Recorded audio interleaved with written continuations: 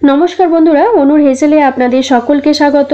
आज के आमी बानाबो गंधराज चिकेन बा लेबू लंकार मुरगी। এই রেসিপিটা খুব কম মশলাপাতি ব্যবহার করে একদম কম সময়ে বানিয়ে নেওয়া যায় আর খেতেও হয় জাস্ট ফাটাফাটি।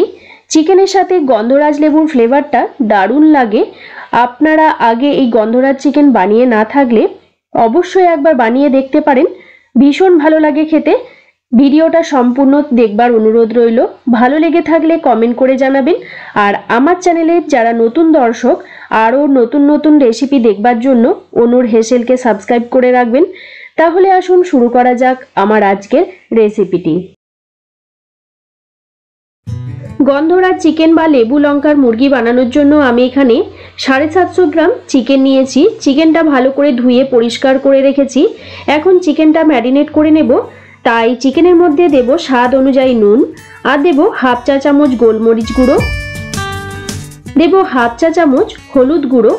এই রান্নাটায় খুব বেশি হলুদ দেব না, এটা একটু লাইট ইয়েলো কালার হবে, যেহেতু লেবু দিয়ে চিকেন তাই হালকা ইয়েলো কালার হবে।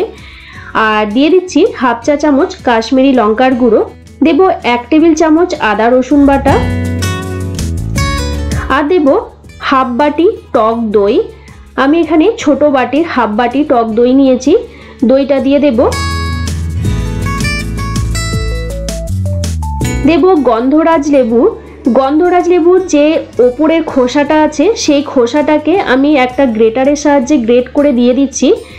তবে ওপরের অংশটা দেবেন, ভেতরে যে সাদা অংশটা আছে সেটা দেবেন না, তাহলে কিন্তু চিকেনটা তেতো হয়ে যাবে। তাই শুধু ওপরের যে খোসাটা আছে ইয়েলো কালার বা গ্রিন কালারের হয় সেই খোসাটাই দিতে হবে। আমি এখানে মোটামুটি 1 চা চামচের মতো লেবুর খোসাটা গ্রেট করে দিয়ে দিলাম। আর দেব গন্ধরাজ লেবুর রস। এখানে 4 ভাগের 1 ভাগ লেবুর রস দেব, মানে 1 টেবিল চামচের মতো গন্ধরাজ লেবুর রস দিলাম।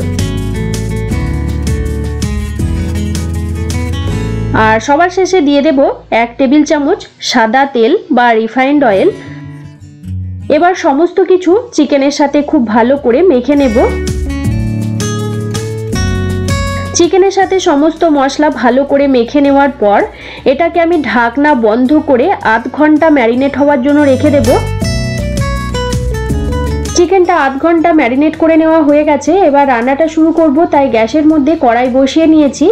কড়াইয়ের মধ্যে দিয়ে দেব 2 টেবিল চামচ সাদা তেল বা রিফাইন্ড অয়েল।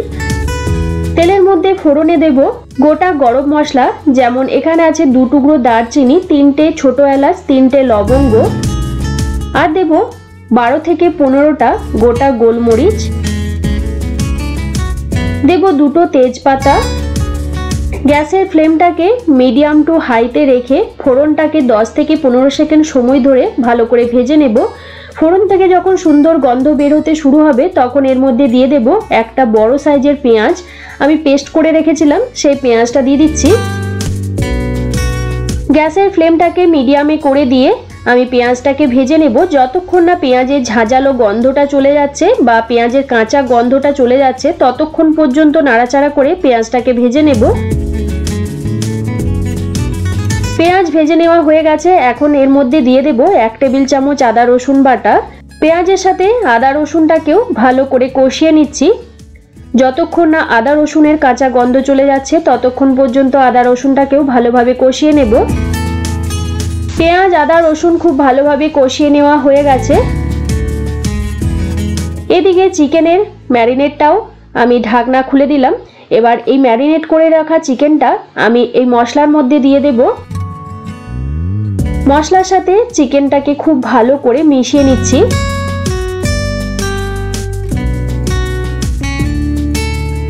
মশলার সাথে চিকেন ভালো করে মিশিয়ে নেওয়া হয়ে গেছে। এখন দেব 5টা কাঁচা লঙ্কা। যেহেতু লেবু লঙ্কার মুরগি তাই কাঁচা লঙ্কা একটু বেশি দিলে গন্ধটা ভালো হয়। দেব গন্ধরাজ লেবুর পাতা। এখানে আমি 3টে লেবু পাতা কাঁচি দিয়ে কেটে কেটে দেব, তাহলে ফ্লেভারটা বেশি ভালো লাগবে। আপনারা চাইলে গোটা পাতাও দিতে পারেন, তবে কেটে দিলে ফ্লেভারটা বেশি ভালো হয়। এবার লঙ্কা লেবু পাতাটা ভালোভাবে মিশিয়ে নেব।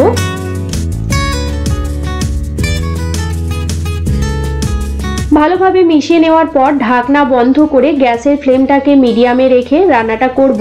যতক্ষণ না মাংসটা ভালোভাবে সেদ্ধ হচ্ছে ততক্ষণ রান্নাটা করব। 15 থেকে 20 মিনিট পর আমি ঢাকনাটা খুলে দিলাম। একবার ভালোভাবে নাড়াচাড়া করে নিচ্ছি।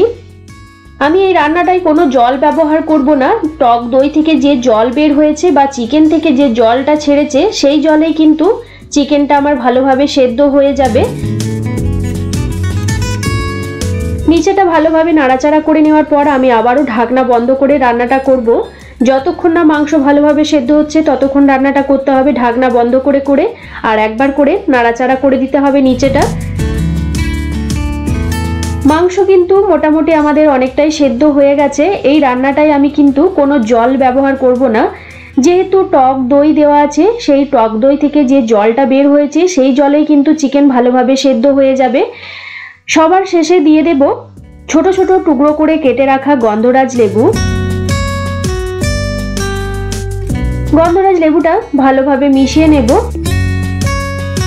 যেহেতু এটা গন্ধরাজ চিকেন তাই গন্ধরাজের গন্ধ যদি না থাকে ঠিক ভালো লাগবে না, তবে খুব বেশি পরিমাণে দেবেন না, পরিমাণ মতো দেবেন।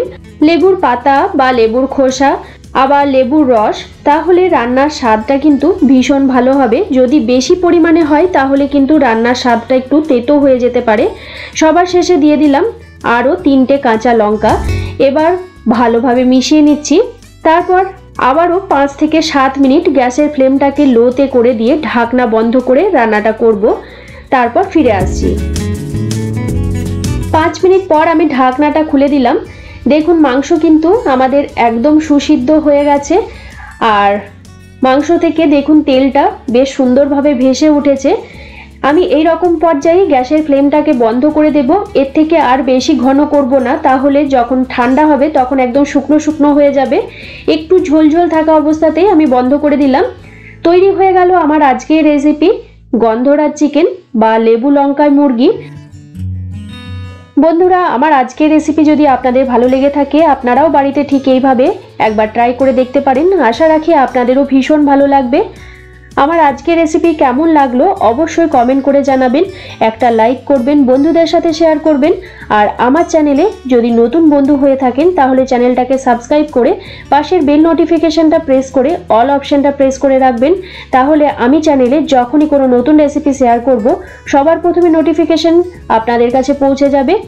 আজকের মতো এই পর্যন্ত, আবারও কোনো নতুন রেসিপি নিয়ে হাজির হব আপনাদের কাছে। আপনারা ভালো থাকবেন, সুস্থ থাকবেন। ধন্যবাদ।